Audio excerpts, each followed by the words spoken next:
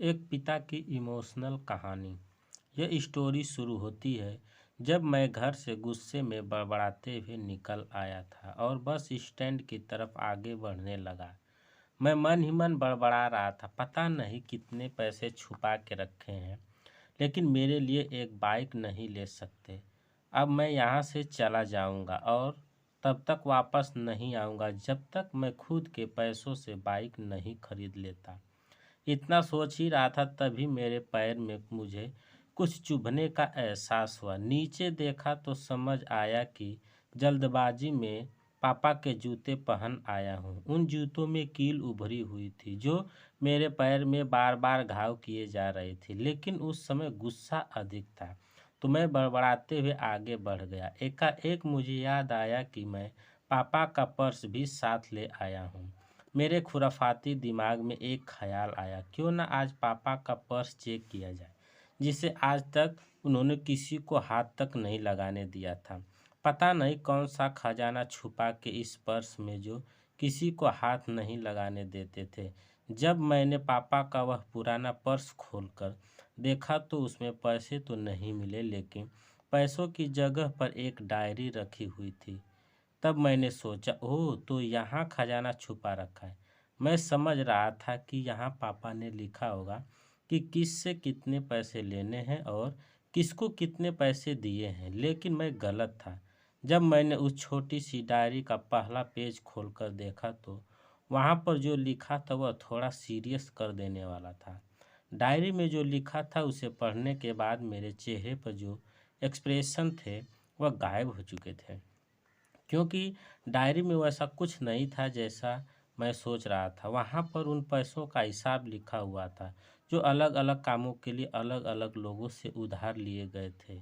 उस लिस्ट में कंप्यूटर के नाम पर भी पैसे लिए गए थे। कुछ यूँ लिखा था, 50,000 बेटे के कंप्यूटर के लिए। यह वही कंप्यूटर था जिसे मैं आज तक यूज कर रहा हूँ, लेकिन मुझे यह पता नहीं था उस कंप्यूटर को खरीदने के लिए पैसे कहाँ से आए थे। लेकिन आज पता चल रहा था। मुझे आज भी याद है जब मैंने पहली बार कैमरे के लिए जिद की थी, जो मेरे पापा ने मुझे 2 हफ्ते बाद मेरे बर्थडे पर ला कर दिया था, जिसे देखकर मैं बहुत खुश हुआ था। और मुझे खुश देखकर मुझसे कहीं ज़्यादा अगर कोई खुश था वह थे पापा। अब मेरे चेहरे से गुस्सा एकदम गायब हो चुका था। जब मैंने आगे का पन्ना पलटा तो वहाँ पर कुछ विशेष इच्छाएं लिखी हुई थी। पहला जो विश थी उसमें जो लिखा हुआ था, अच्छे जूते पहनना। यह बात मेरी कुछ समझ नहीं आई।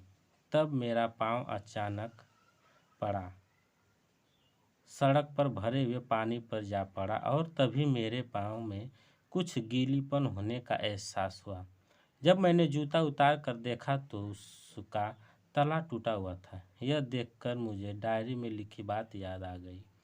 तभी मुझे माँ पापा की कही बातें भी याद आ रही थी। कैसे माँ जब कहा करती थी, पापा अब तो जूते पुराने हो गए, नए ले लीजिए, तो पापा अक्सर यह कहकर टाल दिया करते थे, जूते अभी और चलेंगे, अभी कुछ दिन पहले तो लिए थे।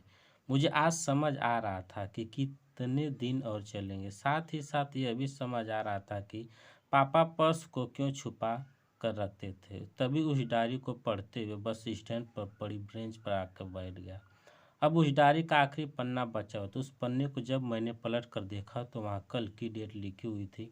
तारीख के नीचे लिखा हुआ था 50,000 रुपये बाइक के लिए। बस इतना पढ़ा और दिमाग सन्न रह गया। अब मेरे मन में कोई शिकवा गिला नहीं बचा था, बस मेरी आंखों से आंसू चले जा रहे थे। मुझे आज तक नहीं पता तब मैं क्यों रोए जा रहा था। अब मैं जल्दी से घर की तरफ भागा, लेकिन जूतों की वह कील पाँव में अब तक घाव बनाने में कामयाब हो चुकी थी। मैंने जूतों को रास्ते में ही निकाल कर फेंक दिया और भागते लड़खड़ाते हुए घर जा पहुंचा। लेकिन पापा घर पर नहीं थे। मैं समझ गया वह कहाँ थे। मैं सीधा पास वाली बाइक एजेंसी की तरफ भागा। पता नहीं आज कहाँ से इतनी ताकत आ गई थी कि मैं भागते हुए थक नहीं रहा था, और वह भी बिना जूतों के नंगे पैर।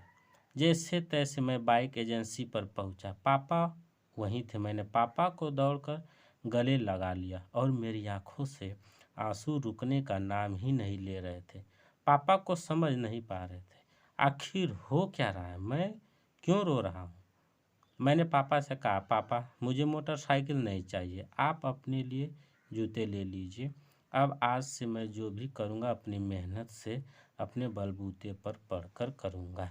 यह हार्ट टचिंग स्टोरी लिखते हुए आज मेरी भी आंखें नम हुई हैं। मैं आज आपसे कहना चाहूँगा, ठीक ऐसे ही होते हैं हमारे पिता। हम अक्सर देखते हैं कि हम अपनी माँ से हर बात शेयर करते हैं और माँ भी इसके बदले में हमें बहुत सारा प्यार देती है। लेकिन एक शख्स ऐसा भी होता है जो हमें छुपकर प्यार करता है, वह होते हैं हमारे पिता। यह परिवार में एकमात्र ऐसा व्यक्ति होता है जो अपने बच्चों से उन्हें बिना जताए छिपकर प्यार करता है, खुद की इच्छाओं को मारकर बच्चों के लिए सपने देखता है और उनकी खुशी में ही खुश हो जाता है। मुझे नहीं पता कि आप अपने पेरेंट्स की इज्जत करते हो या नहीं, लेकिन अगर आपके पास पेरेंट्स हैं तो आप बहुत खुशनसीब हो, क्योंकि इस दुनिया में बहुत से लोगों को तो पेरेंट्स का प्यार भी नसीब नहीं होता। अंत में मैं यही कहना चाहूँगा कि माँ बाप की भावनाओं का सम्मान करें।